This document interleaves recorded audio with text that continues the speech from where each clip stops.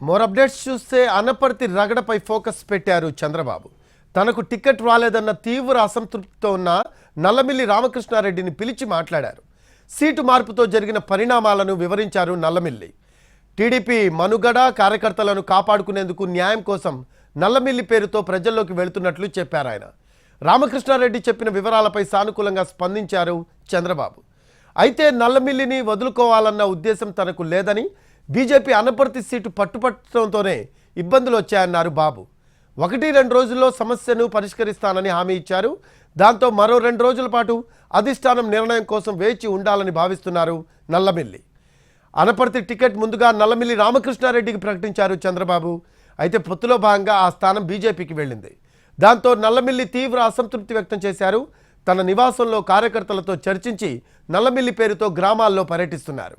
ఈ episode hot టాపిక్గా మారింది.